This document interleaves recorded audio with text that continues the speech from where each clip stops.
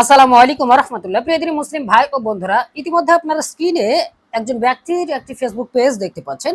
এনাকে নিয়ে আলোচনা করার মূল কারণ হলো এইটা যে অনেকেই আপনারা একে সালাফি বা আহলে হাদিস মনে করে থাকেন, কেননা ইনি কিছুদিন পূর্বে ব্রাদার রাহুল হোসেনের পিছন পিছন ঘুরে বেড়াতো। তো যেহেতু রাহুল ভাই একজন আহলে হাদিস সালাফি, আর ইনি যেহেতু রাহুল ভাইয়ের পিছন পিছন ঘুরে বেড়াতো, সেক্ষেত্রে মানুষ একেও আহলে হাদিস বা সালাফি মনে করে থাকেন, কিন্তু ইনি আহলে হাদিস বা সালাফি নন। চলুন তার প্রমাণ দেখি এবং কথা বলবো ইনশাল্লাহ। আপনারা দেখতে পাচ্ছেন আমি ওনার পেজে আছি, উনি অনেক কথাবার্তা লিখেন। তো আমি বেশ কিছু কথাবার্তা নিয়ে আলোচনা করব। হ্যাঁ, মূলত বলে রাখি ইনি কিন্তু একজন শিয়া প্রেমীও। আপনারা ওনার এই পেজটা দেখলে বুঝতে পারবেন।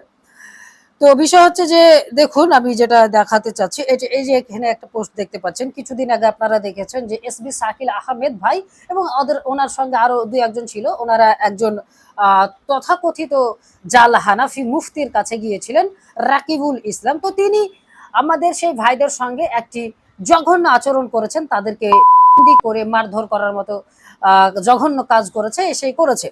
তো এখন ওই ব্যক্তিকে হয়তো কেউ ব্রাদার রাহুলের সঙ্গে ডিবেটের কথা বলেছে, হতে পারে, আবার বলেও উনি হতে পারে এমনিতেই নিজে ভাইরাল হওয়ার জন্য এগুলো করছে এই তথাকথিত জাল মুফতি। তো তিনি এখানে একটা কথা লিখেছেন যে পারলে রাহুল গান্ধীর সাথে বসুন, তার মানে বাংলাদেশের সব কয়টা লাড্ডু মারছেন আর এদের দলে কি কোনো যোগ্য আলেম নাই, এইরকম একটা পোস্ট করেছেন এই তথাকথিত জাল হানাফি মুফতি রাকিবুল ইসলাম। উনি মুফতি কিনা সেটাও আবার সন্দেহ আছে। এখন এটাকে শেয়ার দিয়ে এই এই কথিত সালাফি আবু ওয়াইসি তিনি আবার বলছে শুনতে খারাপ শোনালেও কথাটা খুবই ইন্টারেস্টিং, তার মানে তিনি এটাকে উপভোগ করছেন। বলছে আঞ্চলিক ভাষায় একটা কথা ছন্দ আকারে মিলিয়ে উদাহরণ হিসেবে পেশ করা হয়, এই দেশে আর নাগর নাই লোলো।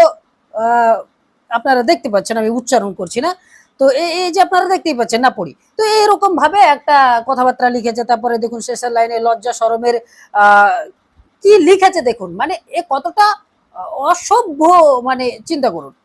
তো এইরকম ধরনের লিখেছে। আর আরো একটা পোস্ট আপনাদেরকে দেখাতে চাই, এই যে আপনারা এখন দেখতে পাচ্ছেন এখানে একটা পেজে তারা আলোচনা করেছে, বিষয় ক্যাপশন দিয়েছে কথিত সালাফিদের ইমান বিধ্বংসী ভয়াবহ ফিতনা, এইটা নিয়ে আলোচনা করেছে এই এরা।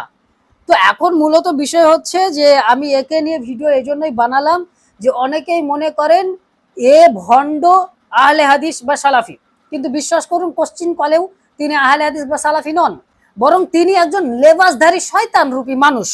তিনি এইভাবে সালাফিদের সঙ্গে মিশে সালাফিয়াতকে প্রশ্নবিদ্ধ করতে চায়। তিনি ব্রাদার রাহুল হোসেনের পিছন পিছন ঘুরে বেড়াতো, ব্রাদার রাহুল হোসেনের মাহফিলের নামে কিছুটা স্কিমও তার নামে শোনা গেছে। তো রাহুল ভাই যখন তাকে তার পিছন থেকে সরিয়ে দিয়েছে, তারপর থেকে তিনি কিন্তু একেবারে প্রকাশ্য আহলে হাদিসদেরকে নিয়ে এইটা সেইটা নানান কিছু বলতে থাকে। তো মূলত বিষয় হচ্ছে ইনি কতটা উগ্র সেটা যারা এর লাইভ টাইভ দেখেন বা দেখেছেন তারা জানেন।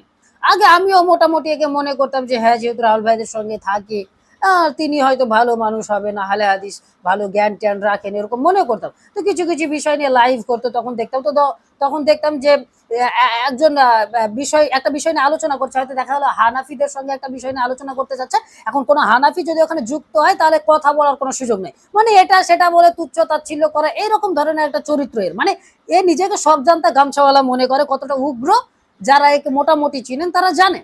তো বিষয় হচ্ছে যে এখন আহলে হাদিসদের নামে অপপ্রচার মিথ্যাচার ছড়ায়। তো এ আহলে হাদিস বা সালাফি নয়, একে ভুল করেও কেউ আপনারা মনে করবেন না যে আহলে হাদিস বা সালাফি, আসলে মুখোশধারী শয়তান। তাই এর থেকে বিরত থাকবেন ইনশাআল্লাহ। ভালো থাকবেন, সুস্থ থাকবেন, পরবর্তীতে আবার দেখা হবে ইনশাআল্লাহ। আসসালামু আলাইকুম ওয়া রাহমাতুল্লাহি ওয়া বারাকাতুহু।